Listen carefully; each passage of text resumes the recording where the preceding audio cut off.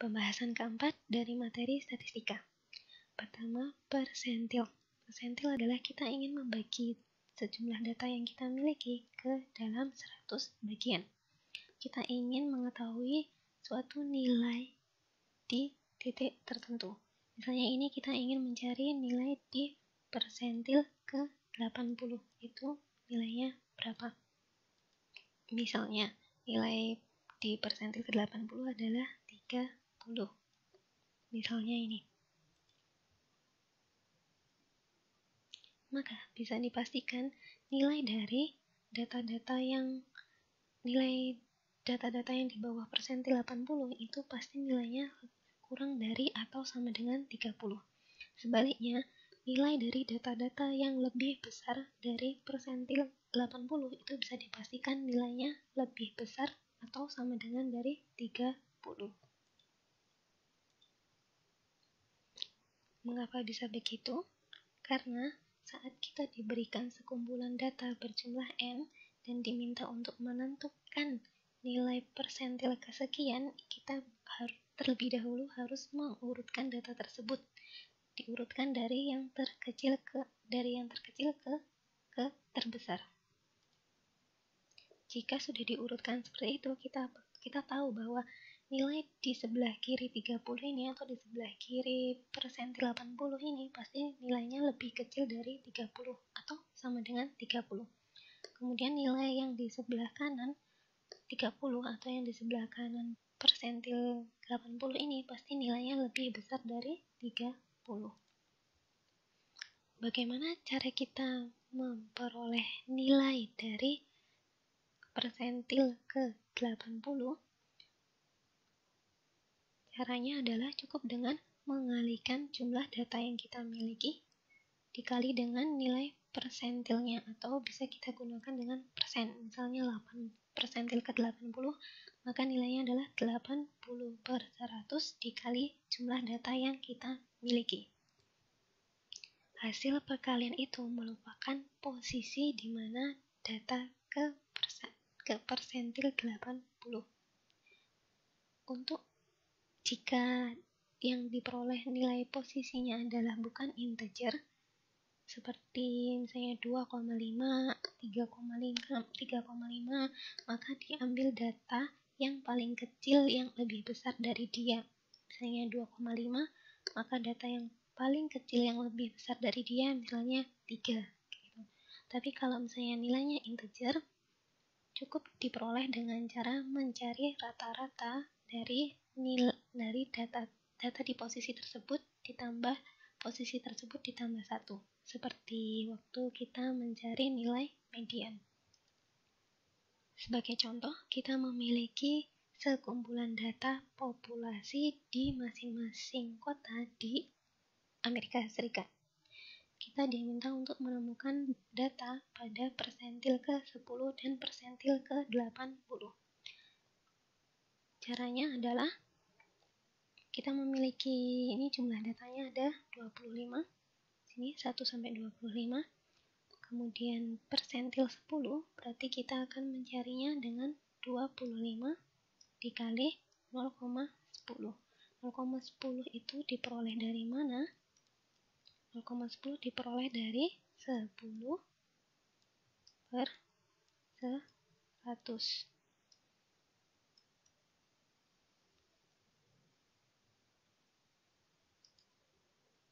Di mana menghasilkan nilai 2,5. 2,5 ini bukan nilai integer. Maka nilainya diambil dari nilai ketiga. Ini kan jadi urutan kedua setengah kayak gitu. Nah, nilai yang kita ambil adalah nilai yang pada urutan ketiga. Kita lihat di tabel urutan ketiga. Posisi ketiga dari data adalah 1, 2, 3. Jadi 5,14013. Ini sesuai 514,013. Jadi ini nilai datanya, kalau ini posisinya. Selanjutnya kita akan mencari data di persentil ke-80. Jika kita kalikan 80 itu sama dengan 0,8 dikali jumlah data kita 25, maka kita peroleh 20. Nilainya integer. Kalau integer berarti caranya cukup dengan mencari rata-rata dari data di posisi 20 dengan data di posisi 21. Data posisi ke-20 itu berapa? Kita hitung sini 1, 2, 3, 4, 5, 6, 7, 8, 9, 10, 11, 12, 13, 14, 15, 16, 17, 18, 19, 20. 20 di sini berarti dia 1,5197. Kemudian yang 21 berarti 1,524.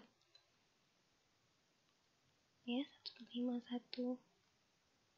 Ya, benar 151 dan 1,524 kemudian dibagi 2. Ditemukan nilai rata-ratanya adalah 1,338. Selanjutnya, kuartil. Kuartil, kalau tadi persentil membagi menjadi 10, kuartil membagi menjadi 4. Ini 1, 2, 3. Jadi ini 1, 2, 3, 4. Kemudian ini kita namakan kuartil 1, kuartil 2, kuartil 3.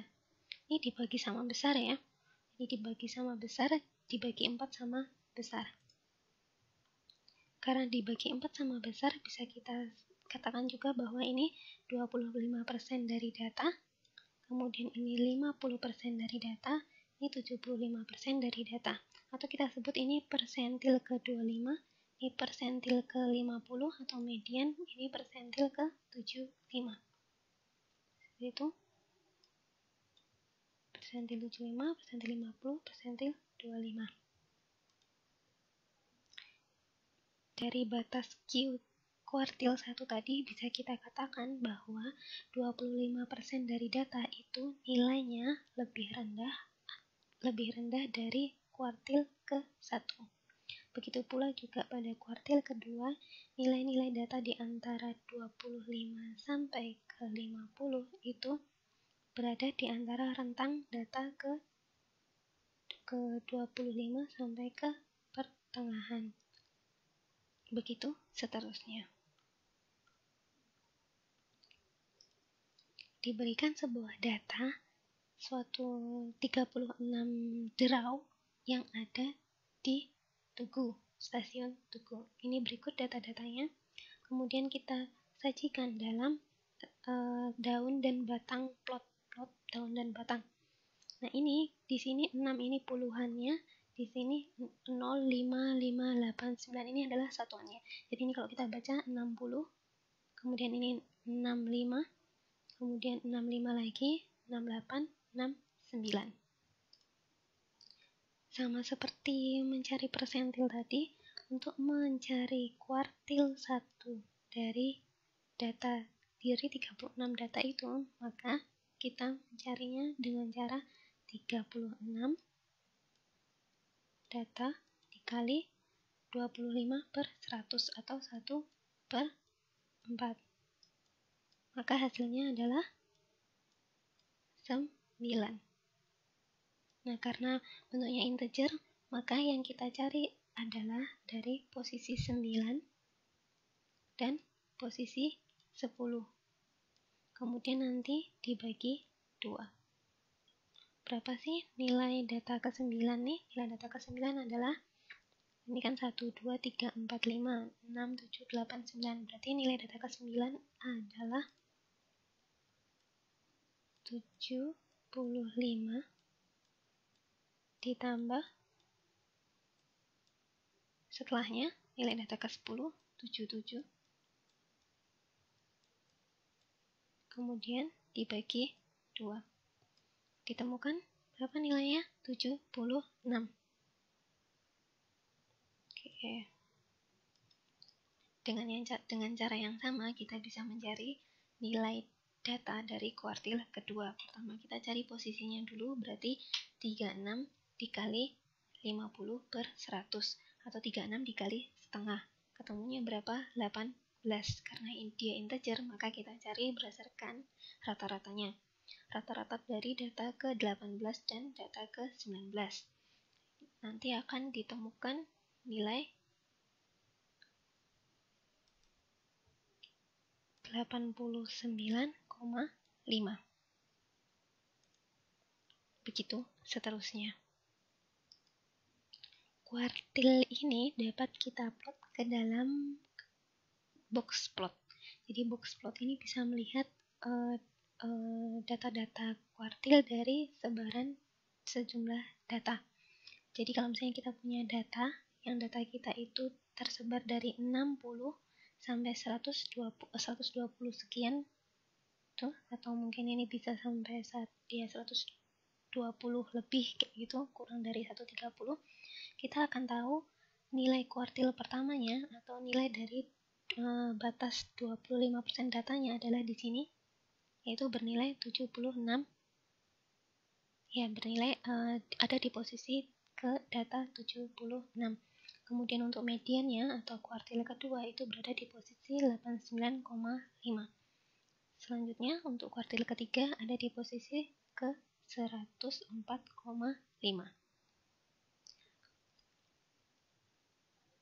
Panjang box ini dari sini sampai sini itu kita sebut interkuartil. Jadi pengurangan dari Q kuartil 3 sampai ke kuartil 1. Terakhir, korelasi. Korelasi ingin mengetahui data berpasangan, bagaimana data itu berpasangan, apakah dia berkorelasi positif, negatif, atau tidak berkorelasi sama sekali. Misalkan di sekumpulan data itu kita memiliki lebih dari satu variabel. Contohnya di sini ada variabel temperatur dan variabel jumlah benda yang cacat. Misalnya gadget yang cacat. Apakah jumlah gadget yang cacat ini dengan temperatur itu saling mempengaruhi atau berpengaruh? Misalnya kalau semakin tinggi temperaturnya, itu jumlah benda yang cacat semakin tinggi. Apakah itu bisa dibuktikan?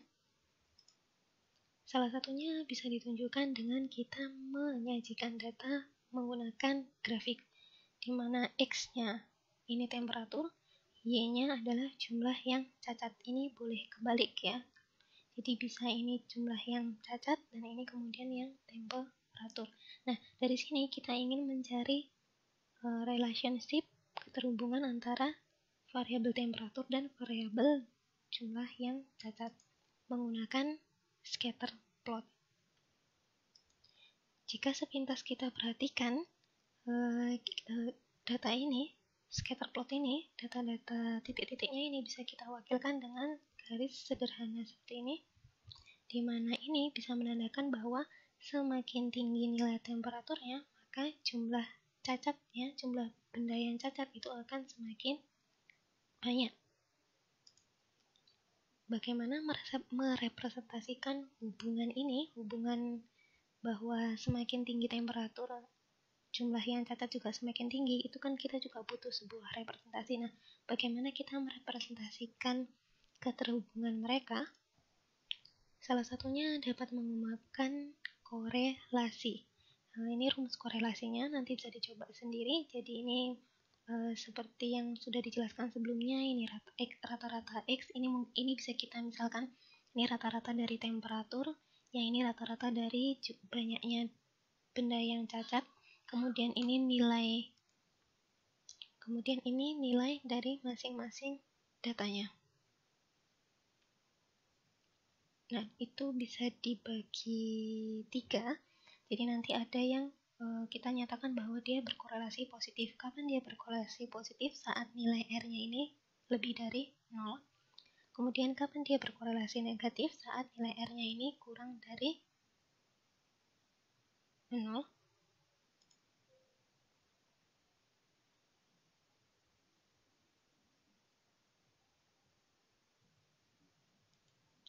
Dan ini berarti dia merentang datanya dari min 1 sampai dengan 1.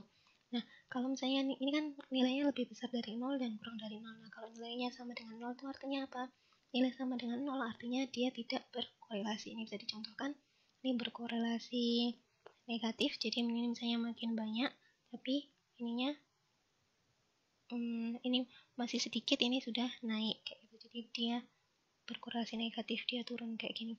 Sedangkan ini berkorelasi positif. Nah, ini yang 0 dia tidak memiliki korelasi sama sekali.